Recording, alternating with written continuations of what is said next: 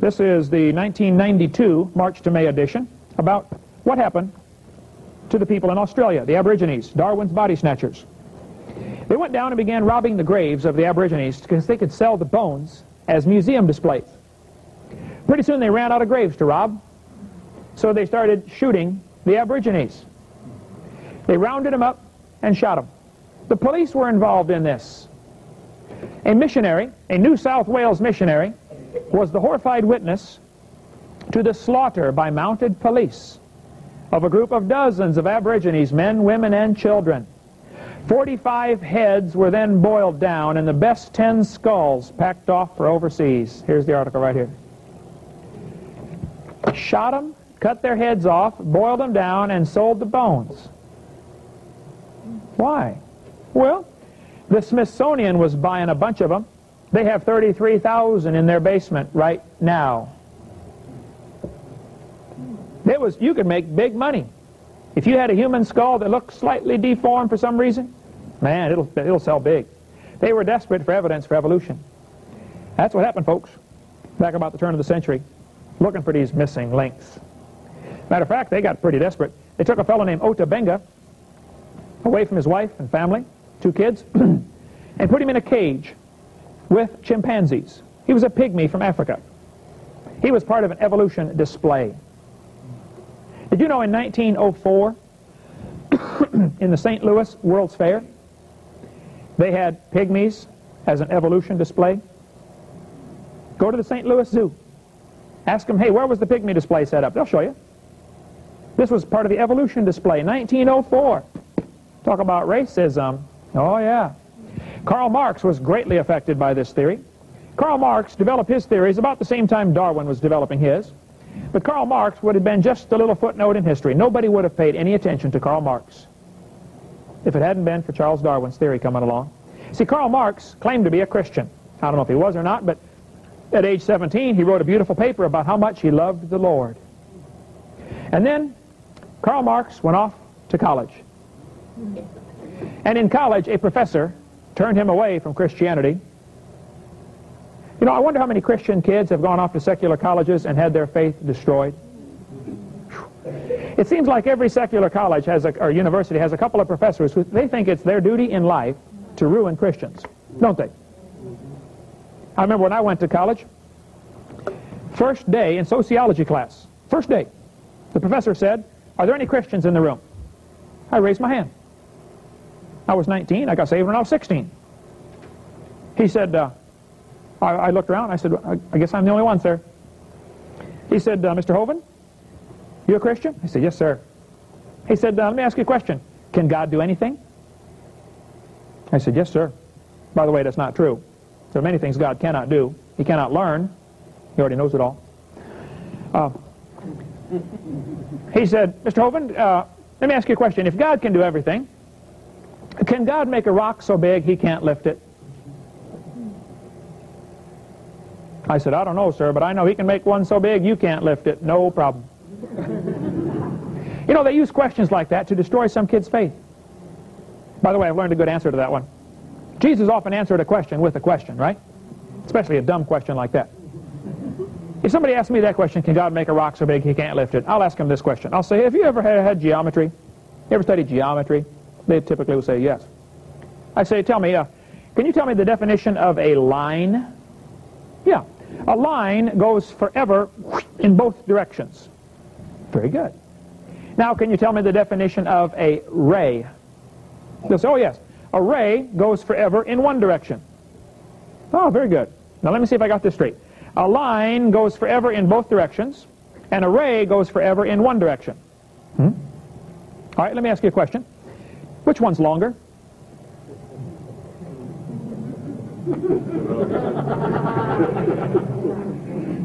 You tell me which one's longer, and I'll tell you about the rock. Ah, yeah. But there are professors who think it's their duty in life to destroy every Christian that comes through their class. They're out there, folks.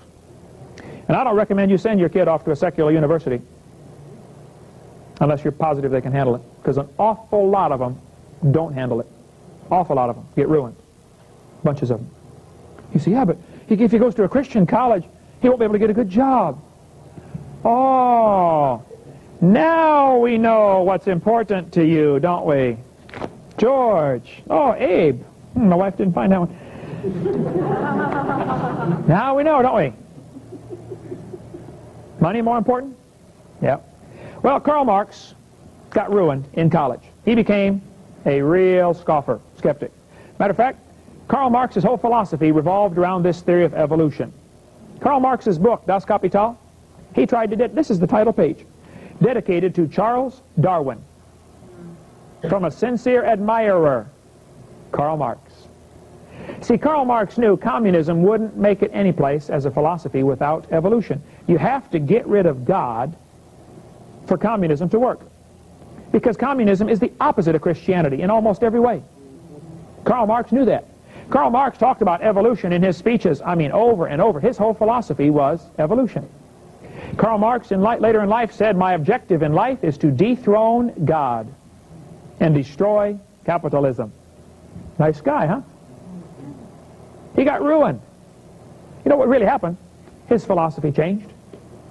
The devil wants to destroy your philosophy. The way you look at the world, that's what he wants to destroy. Karl Marx wrote the Communist Manifesto in 1846. Everything is anti-Christian about this. Abolish private property. By the way, that's the real purpose behind the environmental movement. It has nothing to do with saving the environment. They want to abolish private property. They want to make you get a permit for everything. You're going to cut down a tree. You've got to get a permit. Well, you're going to get a permit to mow your grass someday too? Where's this going to stop? Where do rights come from? Huh? Are tree rights equal with human rights? The evolutionist would think so, wouldn't he? After all, we evolved from the trees, right? Man, go hug one, like Al Gore. That's their philosophy. The problem is that they are very consistent in their behavior based upon their faulty philosophy. I can understand why they go hug the trees. It's because they believe in evolution. I like trees. We got a bunch in my yard, and I like trees, and I've planted lots of trees. I don't think you ought to go cut down every tree. But it's a crop like corn or grass. You ought to be able to cut it if you need to. Especially if it's on your property. You see, property rights are very important to God. The Bible has a whole system set up where everybody got some property, and if you were lazy or a dud at managing your stuff and you lost it, you got it back in 50 years. The year of Jubilee, right? Ownership of property is extremely important. Our founding fathers made a tragic mistake. They had a slogan they used: life, liberty, and pursuit of happiness. What on earth is that? You know what the original slogan was? Life, liberty, and property. Ah. See, if you own property, you're not a slave. But if you're having to pay rent and you don't own property, you're really a slave to somebody else. I mean, bottom line, you really are. Karl Marx said we need a heavy progressive income tax. Did you know that was Karl Marx's idea? And did you know in America it is voluntary? And 59 million Americans don't volunteer? He said we need to abolish the rights of inheritance, confiscate the property of rebels. Ooh, who decides who's rebellious and against what are they rebellious? Huh? Again, getting rid of the property. A central bank. Karl Marx's idea? Did you know we don't have any money? We have a Federal Reserve note. This is not money. This is a piece of paper. You can't eat it. You can't wear it. And someday this will be wallpaper. Our money's gone, folks. Lawful money is silver and gold.